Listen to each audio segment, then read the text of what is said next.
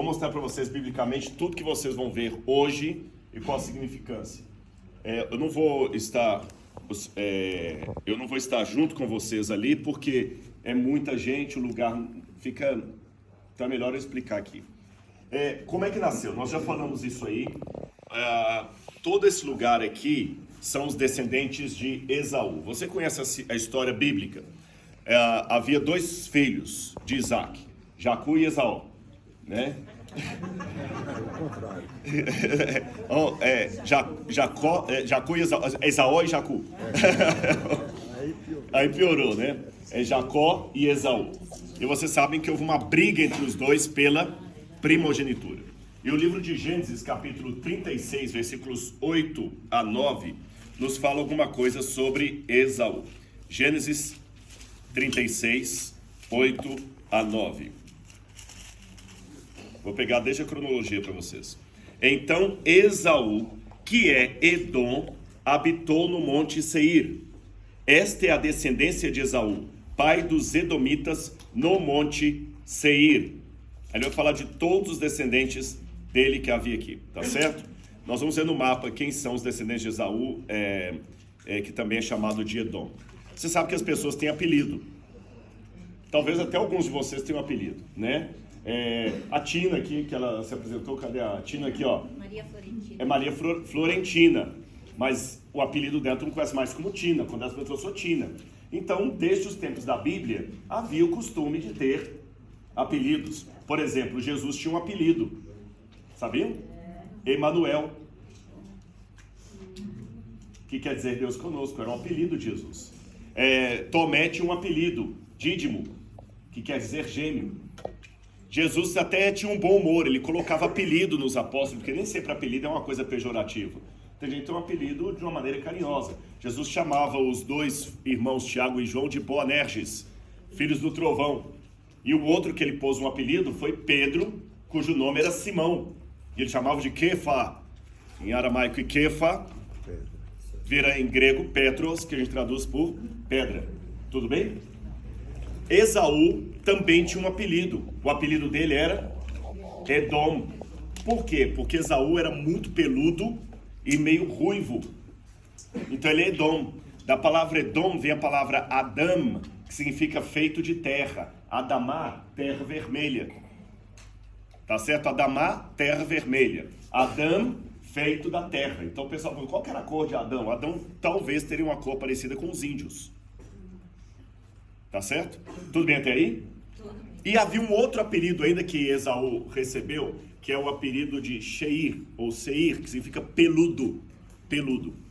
E como ele fundou um reino para ele, o reino acaba pegando o nome do seu fundador. Às vezes a cidade. Já contei para vocês de Bizâncio, que tinha o nome de Bizâncio, porque foi fundada pelo rei Bizas, no 7º século a.C. Depois a cidade de Bizâncio passou a se chamar Constantinopla, em homenagem a Constantino. E vai por aí afora. A gente não tem aqui a cidade de São Paulo, lá no Brasil, etc. Então nós temos 3 nomes importantes que vão aparecer aí. Esaú,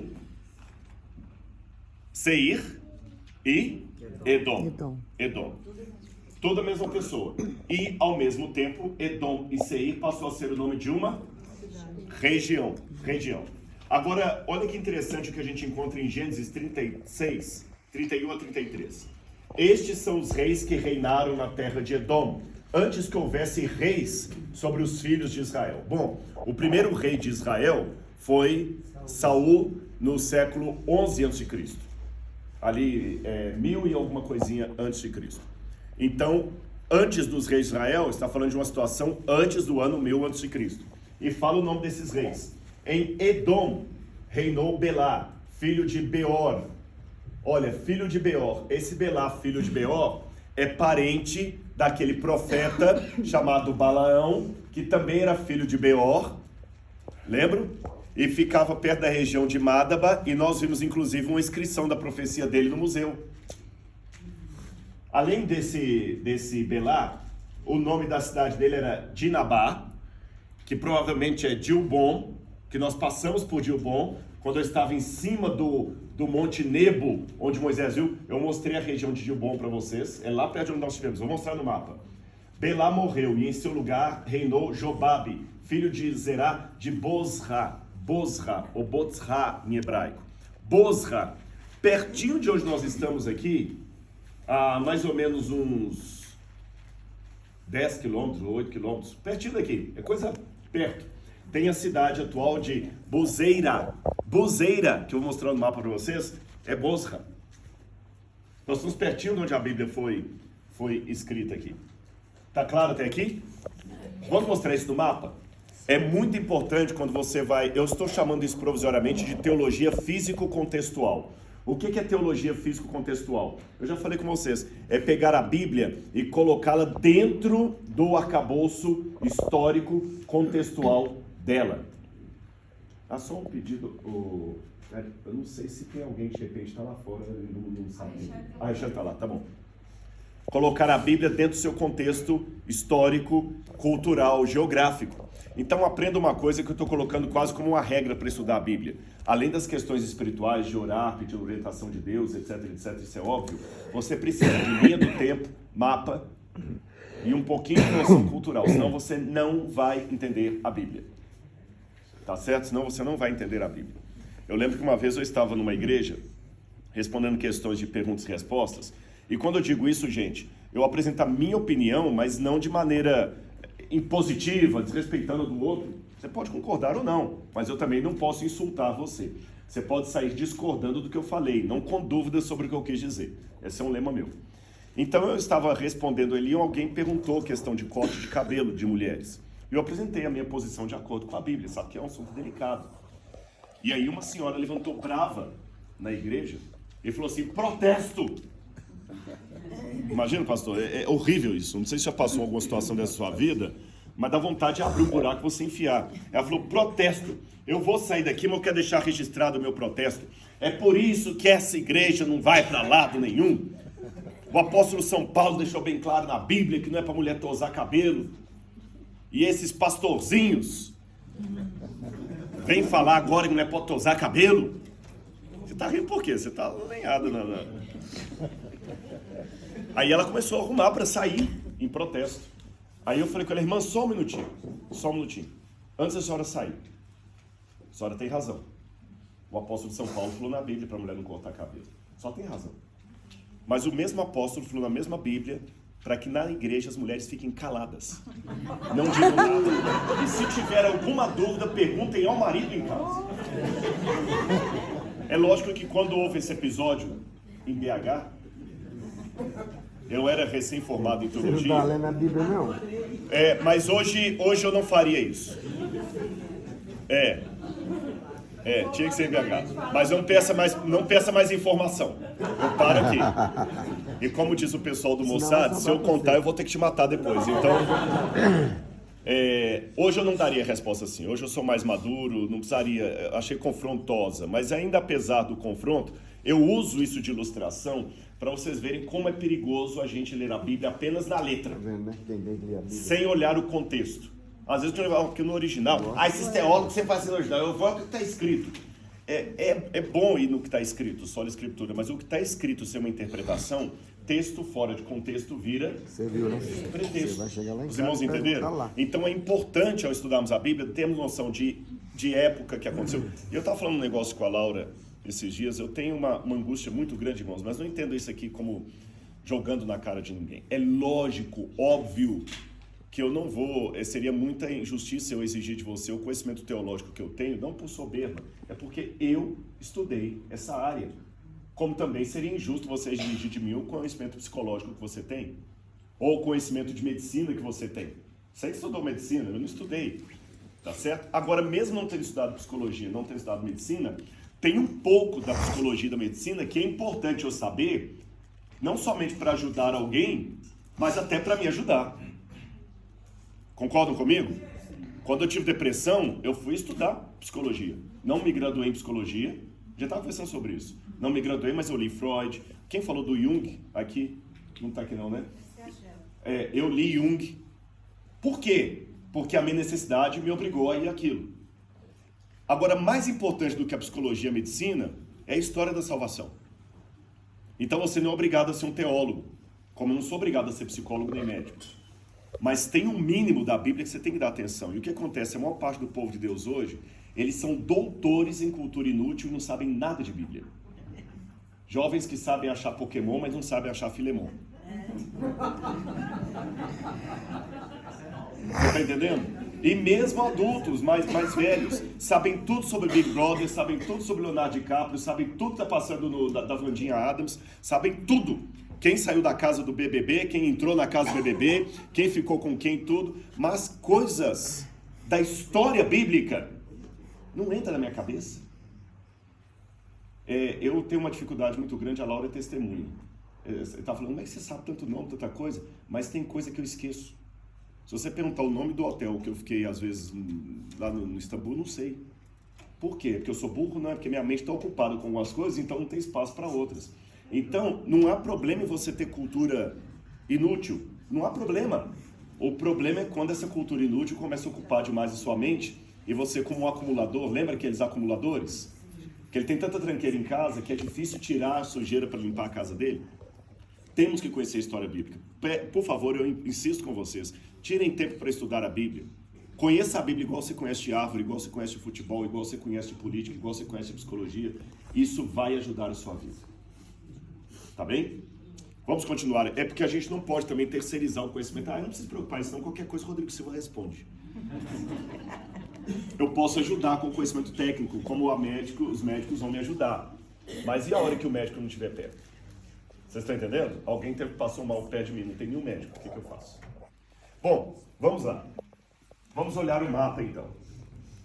Olha o mapa onde nós estamos aqui. Estão vendo escrito Edom aqui embaixo? Essa é a região que Esaú dominou. Região de Esaú, depois vem Moabe e Amon. Moabe que está aqui em cima, é filho de Ló, do incesto dele com uma das filhas, lembram? E Amon também. Aqui está o Mar Morto. Nós estivemos aqui em cima, olha. E daqui nós vimos a terra prometida, nós vimos Jericó, mais ou menos aqui, ó, onde estava, ó. A gente viu Jericó aqui, vimos a terra prometida no Monte Nebo. Aí nós demos toda aquela volta, eu nem sei qual caminho nós passamos, e presta atenção nesse rio aqui, ó, o rio Arnon. Nós passamos pertinho dele, e agora nós estamos aqui embaixo em Petra. Agora olha o que diz Gênesis 32, verso 3. Então Jacó enviou mensageiros diante de si a Esaú, seu irmão, à terra de Seir, território de Edom. Estão vendo essa parte mais branquinha que está aqui? São as montanhas de Edom, as montanhas de Seir. Quem atravessar comigo a fronteira para Israel, vai ver as montanhas de Seir do outro lado. E quem não vai atravessar? I'm sorry. Sabe aquele negócio do cara fazendo atirando arco e flecha na cabeça da menina, colocaram a maçã, né? E cada um tinha que se anunciar e falar o nome dele antes de, né? Aí o primeiro falou em inglês, né? Tudo em inglês, né? Com aquele inglês britânico mesmo, né? I am William Tell. I am Robin Wood. I am sorry. Eles que entenderam a cena mesmo. A gente vai ver as montanhas antes de atravessar ou depois? Depois, porque nós vamos aqui, os que vão atravessar comigo a fronteira, nós vamos aqui embaixo, na Península do Sinai, nós vamos ver aqui, ó, cidade de Eilat. Então nós vamos ver as montanhas de Edom de um lado e as montanhas de Israel do outro. Na verdade é um corredor, aqui tem uma cordilheira montanhosa, aqui tem outra cordilheira montanhosa. Mas essa aula eu vou dar apenas do lado de Israel, tá bem? Obrigado. E essas montanhas que a gente vê aqui, essas são todas de Edom. Uma antiga rota comercial que passava ali é mencionada no livro de Números. Olha como é que ela é antiga. No livro de Números, capítulo 20, versículo 17. Números, capítulo 20, versículo 17, diz assim. Vou ler para vocês aqui. Deixe-me passar pela terra, pede o povo hebreu para o rei de Edom. Não passaremos pelo campo, nem pelas vinhas, nem beberemos água dos poços. Iremos pela estrada real. Não nos desviaremos para a direita nem para a esquerda, até que passemos pelo seu país. O povo de Israel estava vindo aqui, e quando chegou no território, aqui em Kadesh, nessa região, que depois de sair de Kadesh Barneia, eles pediram aos edomitas: deixem de passar pela terra de vocês. A gente promete, não vamos ser igual gafanhoto passando pela agricultura, colhendo tudo, não vamos atrapalhar a sua terra, nós vamos passar pela estrada real. Gente, isso aqui aconteceu por volta de 1400, que é de trás para frente, tem que fazer a conta, antes de 1402 a.C. Desculpa, é que a idade é decrescente, 1402 a.C. Em 1402 a.C., já havia uma estrada real aqui. Que estrada real é essa? Estrada do comércio. Essa estrada é tão importante que nós passamos por ela ontem de ônibus ou de van 4 vezes. Eu não sei se os guias dentro do ônibus chegaram a mostrar para vocês, ninguém mencionou. Quando estivermos voltando, pergunta para eles: escuta, a gente vai ver a estrada real? Peça isso. Você entendeu? Peça a estrada real. Quem estava comigo na van, eu mostrei, olha, a estrada real aqui. Nós passamos 4 vezes pela estrada real, que existe até hoje. Até hoje. Nós passamos 4 vezes por ela. É a rota justamente comercial que já havia na época. Agora, quando os hebreus foram passando... Essa rota ligava o que... Ela vinha desde a península do Sinai até o lado que vai para o lado mais oriental, para o lado da atual Síria, e da Síria vai andando até chegar na Índia. Desde aquela época já havia essa rota comercial, porque eles traziam muito da Índia especiarias. Olha bem, as especiarias ainda eram objeto de desejo na época das grandes navegações portuguesas. Colombo. Desde aquela época, 1400 a.C. Eu vou mostrar. Não, tem um mapa. Aqui faz parte da estrada real. Não, passa próximo. Eu vou mostrar no próximo mapa, vai aparecer ali para vocês. A estrada real, então, seria a principal? A principal da época. Hoje que a gente fala é A principal. highway, né? A gente chama highway. Seria o que a gente chama highway. É lógico que hoje tem uma estrada de asfalto no trajeto onde era a estrada real no passado. Eu vou mostrar ela no mapa de novo, vocês vão ver.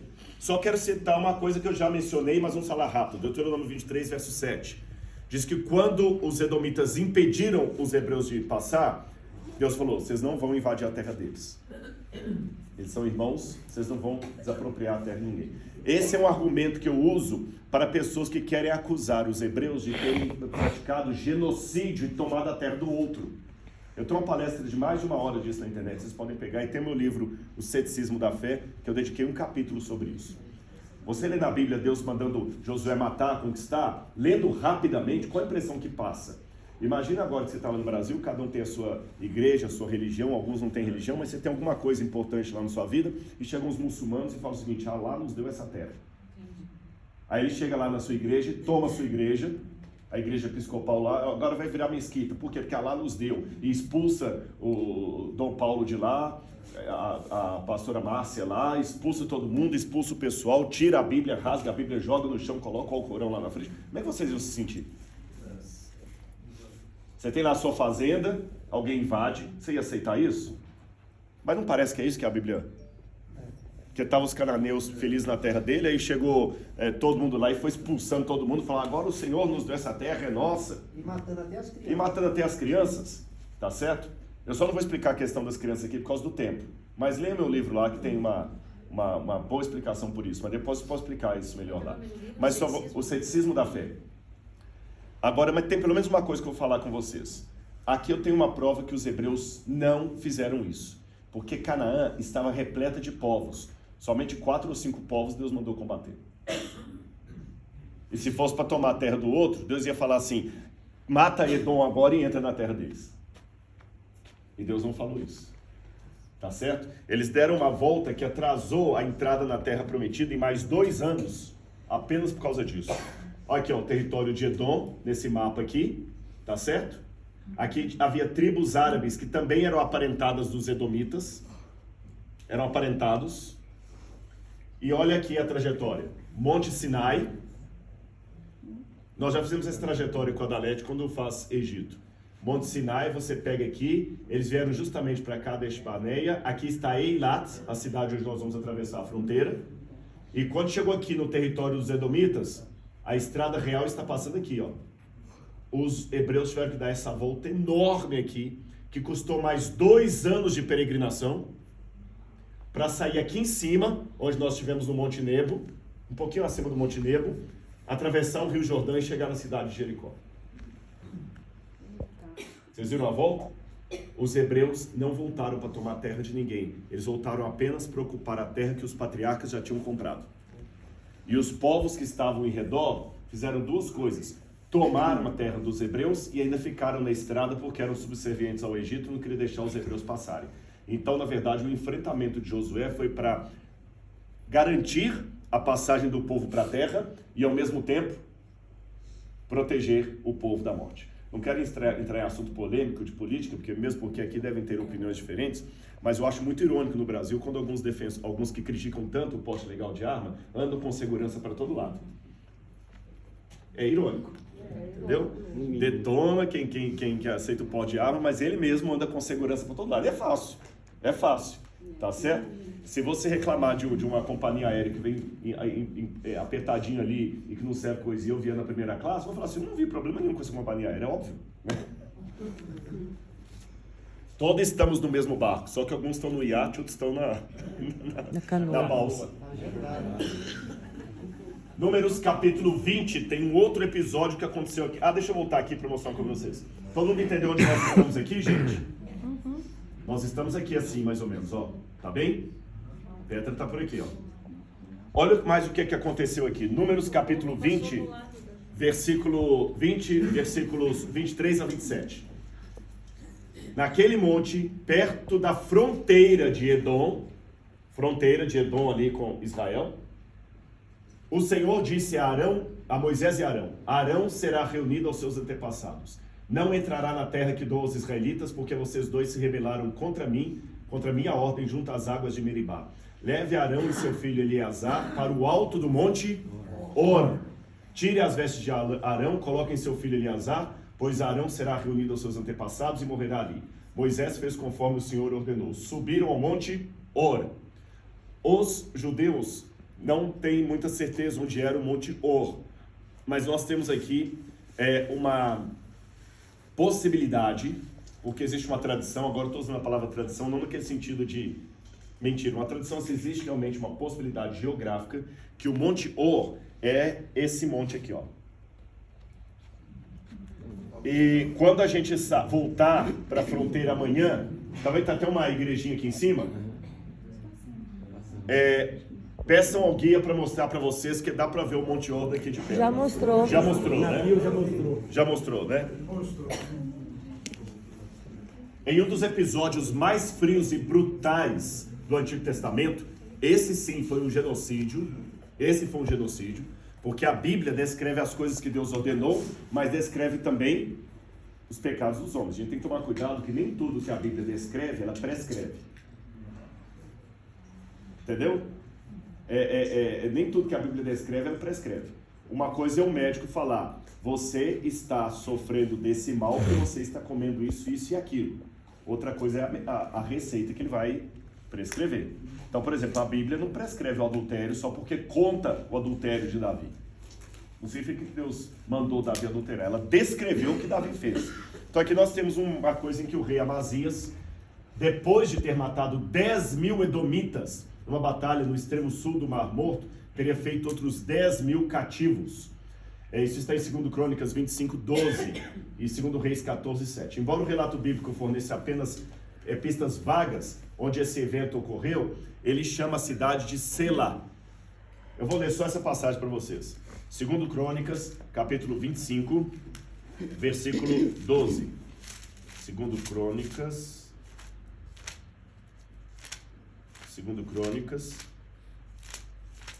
25, versículo 12. Na minha tradução diz assim: também os filhos de Judá prenderam vivos 10.000 e os levaram até o alto de um penhasco, de onde se precipitaram, de modo que todos foram esmigalhados. Aqui, ó, verso 11. Amazias tomou coragem e, conduzindo o seu povo, foi até o Vale do Sal. Vale do Sal. Mar Morto. Vale do Sal. Onde matou 10.000 dos filhos de Seir. Seir. Do monte Seir, tá certo? Também dos filhos de Judá empreenderam e fizeram guerra. E tem uma outra passagem, deixa eu ver se é 2 Reis 14, verso 7, que eu quero o nome da cidade. Eu tinha visto essa passagem aqui, 2 Reis 14, verso 7, está na mão aqui, 14, verso 7, diz assim: Amazias matou 10.000 dos edomitas, aqui está, ó, no Vale do Sal, e conquistou a cidade de Sela na guerra. Onde seria essa cidade de Sela que ele conquistou? Bom, vamos ver de novo no mapa onde é que nós estamos. Aqui está o território de Edom, que pega uma parte aqui, tá bem? Território de Edom. Aqui em cima você tem a cidade de Asila, ou Esela. Ela está mais ou menos 4 quilômetros da cidade de Bosra, e nós estamos mais ou menos 50 quilômetros aqui em Petra. Petra tá meio ruim, tá mais ou menos aqui embaixo. Petra tá aqui, ó. Nós estamos aqui, ó. Petra, 50 quilômetros da Bosra, e depois mais ou menos uns 4 ou 5 quilômetros da cidade de Sela. Guarda essas 3 cidades. Sela em hebraico significa pedra, rocha. E Petra também significa rocha. Olha que diz o Salmo 108, verso 10. Quem me conduzirá à cidade fortificada? Quem me conduzirá até Edom? Está falando da cidade de Sela, que eu mostrei no mapa para vocês. Está nessa montanha aqui, ó. Por que a Bíblia chama a cidade de... O que significa Sela? Pedra, rocha. E o que você tem aqui? Rocha. Pena que essa cidade ainda não foi escavada. Mas ela está no alto dessa rocha aqui, ó. Aqui é um vale, aqui é um outro vale, e os edomitas faziam cidade sempre assim, no cima de uma rocha, com o vale para um lado, então a cidade ficava toda escondida. Rocha, protegida. Vou mostrar pelo menos uma foto do pouco que eles pesquisaram ali, porque praticamente nada foi escavado. Encontraram esse resto de palácio aí, e até o palácio era cavado na rocha, não era feito com tijolos. E olha o que diz Isaías 42, verso 11. Ergam a voz do deserto, as suas cidades e as aldeias habitadas por Quedar. Exultem os que habitam em Sela. 50 quilômetros daqui. Tá certo? É a distância do Náspia a Campinas. Exultem os que habitam em Sela. Clamem do alto dos montes. Não faz sentido? Sim. Clamem do alto dos montes. Isaías 42, verso 12. Isaías 14, verso 7, eu já leio para vocês aqui a passagem, né? Fala que Amazias conquistou a cidade de Sela. Aqui, olha, no meio das rochas, você tem a cidade de Sela e outro santuário que havia aqui, ó. Diferente daquele lá. Tá vendo que eles cavavam na rocha? Isso aqui data desde a época de Abraão. Da época de Abraão já tinha essa cidade aqui. Perdão, Abraão não, desculpe-me. Desde a época de Esaú. É período de Esaú. Tá certo? Já tinha essa cidade aqui. Então, provavelmente, foi uma das mais antigas cidades fundadas aqui. Então, vamos lembrar das 3 cidades. Que ano que era isso? Aqui eu estou falando por volta de 1500, pouco depois de 1600 a.C. 1550 a.C. aproximadamente. Tá certo? 1550, 1590 a.C. aproximadamente. Foi você que perguntou, não? Então, vamos decorar o nome de 3 cidades. Seir, ou Sela, que é aquela foto que eu mostrei para vocês. É o mais antigo assentamento que a gente encontra aqui. Depois você tem Bosra, que eu já mencionei para vocês, que provavelmente foi a primeira capital dos edomitas. E depois você tem Petra, que foi a última capital dos edomitas. Até aqui alguma dúvida? Está claro? Edom, o território. O primeiro assentamento que eu tenho aqui, o mais antigo, é esse que a gente chama em árabe hoje de Sela, ou de Esela. Nós estamos a 50 quilômetros deles. Depois a primeira capital, Bosra, e finalmente a cidade de Petra. É igual ao Brasil. Primeira capital, Salvador. Depois a capital mudou para Rio de Janeiro. Depois para Brasília. Mesma coisa. Então, já falei de Sela. Vou mostrar para vocês agora a cidade de Bosra, mencionada na Bíblia. Jeremias 48, 19 a 24, diz assim: o que foi que aconteceu? Moabe está envergonhado porque foi destruído. Chorem e gritem, anunciem junto ao Arnon. Arnon, o que é o Arnon? Estão vendo esse aqui, ó? Esse aqui é o rio Arnon. Estão vendo que Sela, esse aqui, ó? É o rio Arnon. Ao Arnon que Moabe foi destruído. O juízo veio também sobre a cidade da planície, sobre Olom, Jaza, Mefaat, sobre Dibon. Quando a gente estava no alto do Monte Nebo lá, eu mostrei para vocês a região de Dibon. Nós passamos por aí. Nebo, tá vendo que faz sentido? É como se fala o seguinte, olha, Rio de Janeiro, Corcovado, Pão de Açúcar, Aterro do Flamengo. Quem é do Rio sabe o que eu estou falando. Agora, quem nunca foi ao Rio de Janeiro, essas coisas ficam muito soltas no ar, é igual ao idioma. Quando você fala com fluência uma língua e quando você tem apenas noções dela, você fica entendendo palavras soltas. Depois você começa a entender mais ou menos o que o pessoal está falando. Até que vem a fluência, onde você consegue conversar, dialogar e tudo mais. Nebo, aí vem Kiriatim, Beit Gamul, Beit Meon, Kiriot e Bosra. Até todas as cidades da planície de Moabe, tanto as de longe quanto as de perto. Aqui eu já mostrei para vocês no mapa. Continuando. Agora aqui a cidade de Bosra. Igual a cidade de Esela, Bosra está no alto de uma rocha. Mesmo estilo arquitetônico, estão vendo? Ó? Um vale, outro vale, e aqui. Imagina a estratégia militar. Quem está ali em cima combate fácil quem está embaixo. Continuando. Aqui algumas escavações arqueológicas lá, mas mínimas. Tem muita coisa pra gente escavar aí. Até Petra, que eu vou terminar falando de Petra, até hoje só foram escavados entre 10% e 15% de Petra. 85% da cidade de Petra ainda não foi escavado. Vocês só vão ver Olha, vocês vão ver mais ou menos uns 5% do que foi escavado. 0,5% do que pode ser feito. Hã? 0,5%. 0,5% do que pode ser feito. Olha aqui mais outra vila, Agora essa foto foi tirada da cidade para o vale. Não fica gostoso ver a Bíblia assim, em contexto? Aí, agora vem a terceira fase. Já falei do primeiro assentamento aqui, que eles chamam hoje de Es-Seir. Depois, qual foi a primeira capital dos Edomitas? Bosra, que é mencionado na Bíblia, até hoje tem a cidade aqui perto. Isso. Oi? Porque o primeiro assentamento, não sei se posso chamar de capital, que foi um assentamento assim, a pessoa ainda era nômade. Exatamente, a pessoa era nômade. Então, é igual cigano, que às vezes eles param ali, mas ficam rodando. E a terceira, Petra. Quem fundou Petra?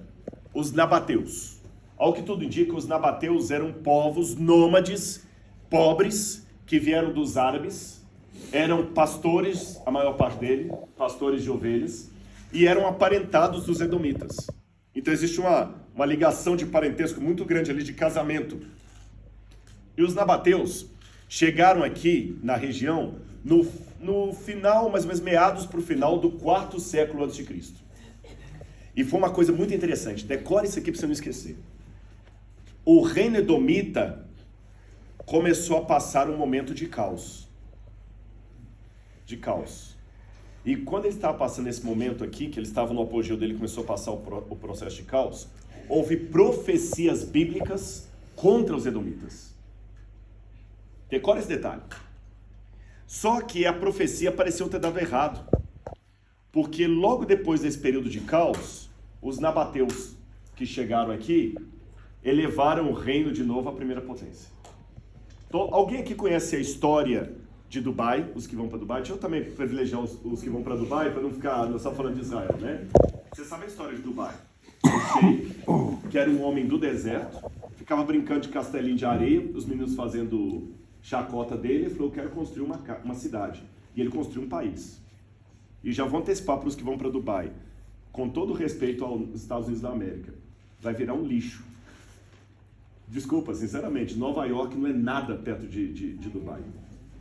A estrutura, a limpeza. Vocês vão ver que coisa incrível que é Dubai. Por que estou trazendo isso aqui? Porque o Sheik pegou um lugar que era deserto e começou a investir em tecnologia e virou o país maravilhoso que eles vão conhecer. Era um Sheik do deserto, o homem provinciano. Eu estava falando, se você pegar um tabaréu lá do sertão Do Pará, você falou. do Pará, você vai pegar aquele homem tabaréu provinciano e eu vou falar que ele ainda vai ter mais cultura do que um beduíno, porque eu conheço os beduínos. Vocês entendem? Porque você chegar para um homem desse lá do interior do Pará e falar assim, qual é o nome do presidente do Brasil? Ele vai saber dizer. E o beduíno não vai saber dizer o nome do presidente. Beduíno não tem nem registro. A maior parte deles não registram nem as crianças, eles não sabem nem a idade dos meninos. Eles não comemoram aniversário, não sabem nada. Então o homem que vem dessa cultura construir Dubai é um milagre maior do que um tabaréu construir Brasília. Você entendeu? A cabeça dele era um gênio, homem. Por que estou colocando esse paralelo? Porque foi isso que os nabateus fizeram. Quando eles chegaram aqui na região e o reino edomita estava em decadência, eles deram um up e transformaram isso aqui numa Dubai da época. E até criaram uma nova capital para substituir Bosra. E qual foi a capital que os nabateus criaram? Petra. Aí deu um problema, porque pareceu que a profecia errou. Errou feio. A gente estava falando sobre profetada lá no Brasil, né, sobre as eleições. Errou feio. E eu vou mostrar a profecia bíblica. Entenderam até aqui? Agora, se a profecia errou feio, deixa eu colocar uma outra questão. Alguém aqui que mexe com a área de estatística? Se houvesse, vocês poderiam explicar isso melhor do que eu. Você sabe que a estatística, ela trabalha com a hipótese das probabilidades combinadas. Vou explicar de uma maneira bem leiga, que eu sou leigo nisso e simplória, para meros mortais como eu entendermos.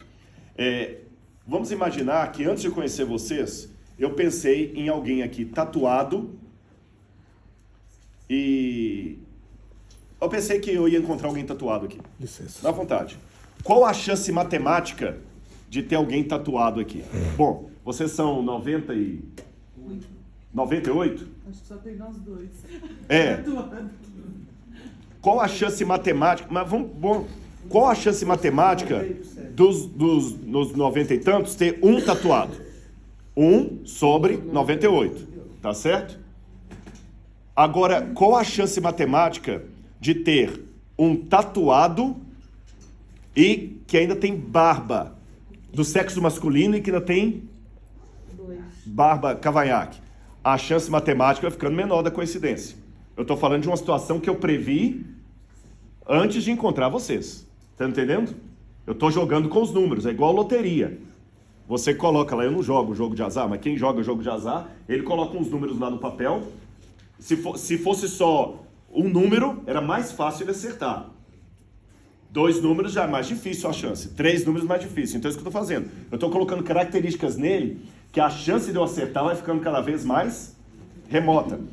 É difícil agora que coincida alguém tatuado, que seja homem, ainda tenha cavanhaque. Mas eu ainda falo, alguém tatuado, que tenha cavanhaque, que seja homem e que venha de Minas Gerais. Aí a chance vai estreitando. A probabilidade vai ficando cada vez mais remota. Esse meu livro chamado O Ceticismo da Fé é o paradoxo que eu uso para explicar a minha fé. Eu sou um descrente e por ser tremendamente descrente, eu creio.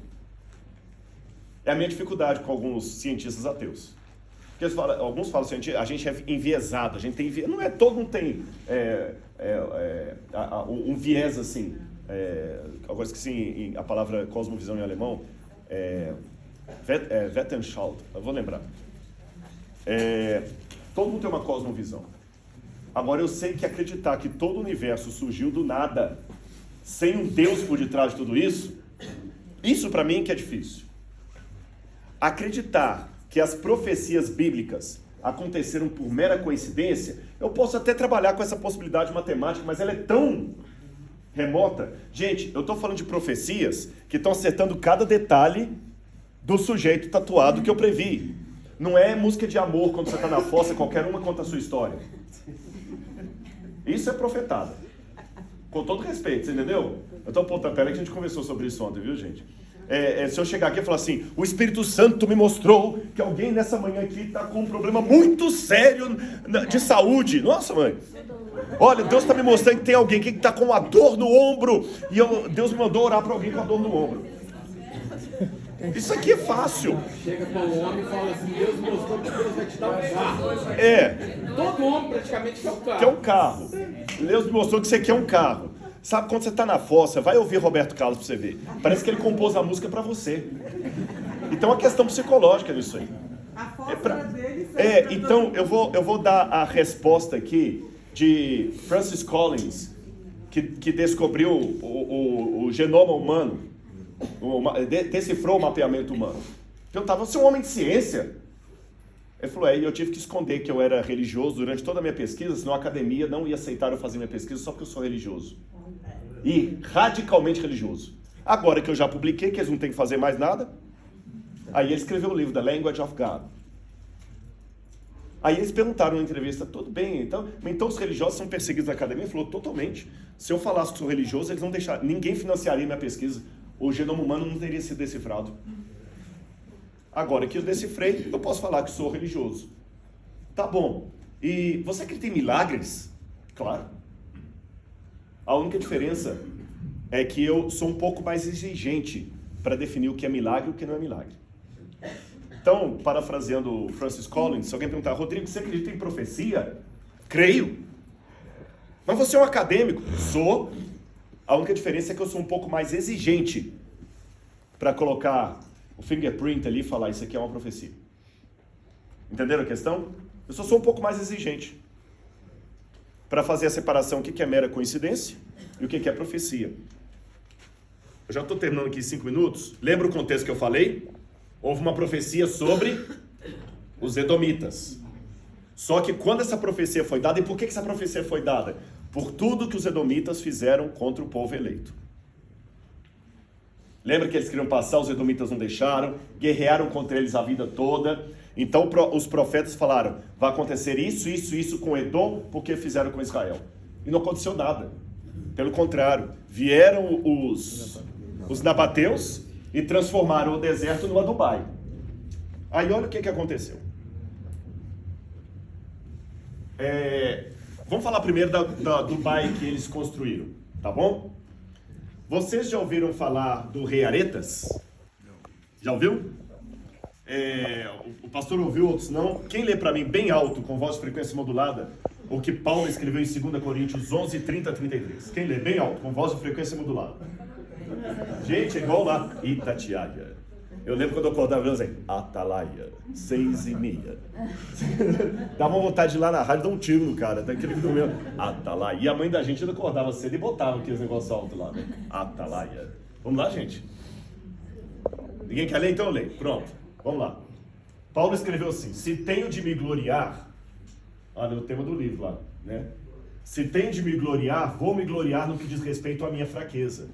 O Deus e Pai do Senhor Jesus, que é bendito para sempre, sabe que não minto. Em Damasco, o governador nomeado pelo rei Aretas montou guarda na cidade dos Damascenos para me prender. Mas, num grande cesto, me desceram por uma janela da muralha e assim me livrei das mãos dele. Bom, esse sujeito que mandou prender Paulo era da parte do rei Aretas. Quem é o rei Aretas? Que Paulo menciona, é Aretas IV. Aretas IV era sogro de Herodes Antipas. E ele ficou muito chateado com Herodes Antipas e até empreendeu uma guerra contra Herodes Antipas. Sabe por quê? A Bíblia fala de vários Herodes. Tem Herodes o Grande, que foi aquele que mandou matar as criancinhas em Belém, e tem os filhos e netos dele. O Antipas era filho do Herodes o Grande. E o Antipas era casado com a filha do rei Aretas, que Paulo menciona. Todo mundo entendeu até aí? Parece até novela mexicana, né? Só que ele se encantou pela mulher do irmão. Aí ele abandonou a filha do rei Aretas para pegar a mulher do irmão. E a mulher do irmão é justamente Herodias, mãe de Salomé, que vai pedir a cabeça de João Batista numa bandeja. Até aqui tudo bem? Por causa disso, o rei Aretas foi fazer uma guerra contra Herodes. Só que Herodes pediu socorro para Tibério. Aí Tibério entrou com um exército a favor de Herodes e ia matar o rei Aretas. Só que, para a sorte do rei Aretas, Tibério morreu poucos meses antes de empreender a batalha. Então o rei Aretas acabou sobrevivendo e ficou dominando essa região da Síria e de Damasco. E de onde era o rei Aretas? Nabateu. Era daqui da região. E Aretas Aretas IV foi o último rei dos nabateus. Então onde é que estava a sede do governo do rei Aretas? Petra. E a parte mais linda, na época do auge dele, Petra chegou a ter 20 mil habitantes. Todo mundo está querendo ir a Petra para ver isso aqui, não é? O guia vai explicar para vocês aqui, é o tesouro, não sei se o guia vai mencionar isso aqui, mas quando vocês estiverem lá, lembrem do que eu falei. Isso aqui é o mausoléu do rei Aretas IV. Ou dele, ou da esposa dele. Existe uma dúvida se é dele ou da esposa dele. Então, quando vocês chegarem de cara, vocês vão falar assim, que é o mausoléu ou do rei, ou da esposa dele. Esse mausoléu não é como no filme de Indiana Jones, que ele entra aqui dentro e tem um monte de corredor. Não. É só uma fachada esculpida ali. Tá certo? Só tem um cômodozinho ali dentro e mais nada. Então, ou o rei Aretas, ou a esposa dele, ou ambos foram sepultados aqui. Então, grande parte das fachadas que vocês vão ver, desde esse aqui até adiante, são túmulos da época... Sim, eu tô olhando aqui. São túmulos da época dos últimos reis de Petra. Tudo bem? Viram a relação do Novo Testamento? Agora, olha ele é chamado de a fachada do tesouro, porque eles pensavam que tinha um tesouro aqui dentro, não tinha nada. Aí, quando vocês chegarem, vocês vão descer, é bonito demais isso aqui, gente. Vocês vão descer num corredorzão. Quando chegar aqui, vocês vão dar de cara com a fachada. Agora, olha olhando de cima. Vocês vão ver por aqui, vão ver a fachada aqui, tudo é camelo.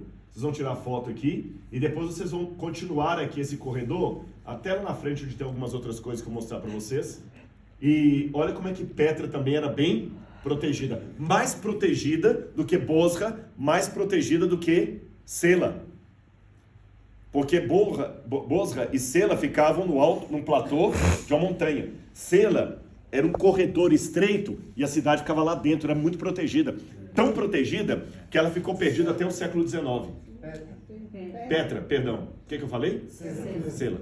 Petra ficou escondida até o século XIX. Até o século XIX. E onde a gente foi ontem? A pequena Petra. Qual a relação? Eu vou mostrar no mapa aqui para vocês, que ele também perguntou isso, né? Outra coisa importante sobre Petra. Herodes o Grande, o que mandou matar as criancinhas em Belém. Herodes o Grande, como rei da Judeia, ele nasceu em Jericó, é claro, mas o pai dele, Antípatro, era edomita, descendente de Esaú, era de Petra. E o pai de Herodes foi convertido ao judaísmo à força. Então Herodes era filho de pai judeu, mas não, pai convertido ao judaísmo. Entendeu a diferença? E a mãe dele era de Cipros. Por isso a não aceitação? Por isso a não aceitação, porque Herodes era meio do meu. Isso. Foi bom falar nisso que eu esqueci de um detalhe muito importante. O nome do lugar era Edomita. Edom, Adamar, vermelho. Mas os gregos, que também estavam aqui junto com o pessoal de Petra, chamaram o lugar de Idumeia. Idumeia e Edomita é a mesma coisa. Vocês entenderam? Só tradução diferente. É igual falar, por exemplo, New York ou Nova York. Eu aportuguesei o New York para Nova York, traduzi, tá certo? Então, quando você vê Herodes era Idumeu ou Edomita, é a mesma coisa. E qual foi a força dos nabateus? Comércio. Porque eles faziam a caravana pela rota dos reis. E por onde eles passavam? Pelo deserto de Wadi Rum. E o que vocês viram esculpidos ali na parede? Os camelos. Caravanas de camelos. Tá tudo fazendo sentido para vocês agora? Os reis magos que vieram do Oriente, 90% de certeza que eles passaram pelo caminho dos reis, pararam em Petra E provavelmente foi dos nabateus que eles adquiriram ouro, incenso e mirra para levar de presente para Era Jesus. chamado Rota do Incenso? Rota do incenso. Rota do incenso. Rota dos reis e a rota do incenso é a mesma. Rota da Seda não tem Não, não. Rota da seda é posterior. É outra. Eu Aham. só posso fazer uma pergunta? Só rapidinho, gente, que eu tô com 5... Eu tenho 3 minutos para terminar aqui. Tá depois da pergunta. Pode ser depois? Tá, é porque para eu ficar bem no... Como eu falei com vocês, Petra, né, foi a capital dos nabateus. Os nabateus fundaram Petra aproximadamente em 312 a.C., como eu falei, no final do 4º século a.C., e ela sobreviveu até 130, mais ou menos, depois de Cristo, quando ela começou a cair. Por quê? Porque a rota do comércio perdeu de novo força. Aí Petra foi ficando abandonada, até que no 6º século depois de Cristo vieram cristãos monges para cá, fizeram um monastério bizantino, medieval, e depois Petra ficou abandonada até ser descoberta em 1812 pelo suíço Johann Ludwig Burckhardt. E ele teve que disfarçar de beduíno para que os beduínos mostrassem onde estava Petra. Porque Petra estava perdida no meio do deserto. Só em 1812 que ela foi encontrada. Agora, para responder para vocês a rota que vocês vão fazer. Vocês vão parar aqui, tá certo? Aí aqui ele vai mandar vocês para o banheiro, não sei se vai ter comprinha, alguma coisa. Aí vocês vão começar a descer aqui, ó. Aqui tem uma parte que o pessoal vai, quem quiser ir de charrete, ele vai explicar tudo isso lá. Tá bom? Tirar foto com charrete e tudo mais. Quem for a pé, é uma descida. Vai andar mais ou menos 4 quilômetros daqui até aqui. Aí, no caminho, o guia vai parando e vai explicando para vocês alguma coisa dos nabateus no caminho. Quando chegar aqui, você vai dar de cara com aquela fachada do Aretas, que eu mencionei para vocês. Tudo bem até aqui? Passou a fachada do Aretas, você viu naquela foto de cima que tem um outro Caminho. Aí vocês vão andar mais um pouquinho, você vai ver outros mausoléus, parecidos com aquele da Little Petra, que nós vimos ontem, tá certo? E um teatro romano. Esse teatro romano aqui é do 2º século depois de Cristo, um pouquinho antes da derrocada final da cidade, tá bom? E aqui tem algumas tumbas reais. E aqui tem, perto do teatro aqui, tem uma rua, um cardo romano, e vocês vão dar... Eu não aconselho daqui para diante, que é muito longe e vocês não vão ter tempo. Vão no máximo até o teatro e a colunata aqui e voltem. Até o monastério. São 4 quilômetros até o monastério. Não, você tinha falado... Não, até o tesouro são 2, né? Não, 4. São Dá 4. 8 quilômetros de volta. 8 quilômetros. Até o tesouro aqui, que eu saiba, são 4 quilômetros. Eu posso estar errado, eu vou conferir. Mas eu acho que é daqui até aqui. Não. Eu acho que é 4 quilômetros daqui. 2 quilômetros até o final. Ah, tá. 2 quilômetros até o final, 8 quilômetros ida e volta. Ah, não, então tá bom. Então tá certo. Então obrigado pela correção, Laura e Darek. Até aqui. Onde foi a Little Petra? Rapidinho, só para terminar. A Little Petra estava aqui atrás, ó. Nós vimos aqui por trás, ó. Tá bom? Nós demos a volta e viemos aqui por trás, ó. Só que o monastério é uma subida muito grande, por isso que ele não viu o monastério, não é tão simples não. Eles não queriam fazer uma cidade para facilitar a visita dos turistas, eles queriam ficar escondidos. Terminando aqui agora minha palestra, profecia. Já que eu falei tanto da profecia, qual é a profecia afinal de contas? Olha a profecia de Obadias. Obadias viveu no 6º século a.C., uns 100 e poucos anos antes da chegada dos nabateus. Quase 200 anos. Ó tu que habitas nas fendas das rochas. Faz sentido ou não faz? Sim. E esse é curioso, porque quando Obadias escreveu isso, tá certo que as cidades edomitas estavam, mas não era bem na fenda das rochas, elas estavam No alto, no platô. no platô. Não parecia que ele estava descrevendo aquelas cidades. Ó tu que habitas nas fendas das rochas. A capital ficava no alto. Petra não tinha sido construída ainda. Vocês entenderam? Ó tu que habitas nas fendas das rochas, tua habitação no alto, que dizes no teu coração, quem me derrubará no chão? Porque realmente, gente, como é que um exército vai atacar a cidade passando por um caminho estreito e escondido? ainda que faças teu ninho tão alto como a águia, e ainda que o coloques entre as estrelas, dali te derrubarei, diz Hashem, o Senhor. Obadias 1, 3 a 4. Aí quando você vai em Jeremias 49, 18, fala assim: e Edom se tornará um espanto.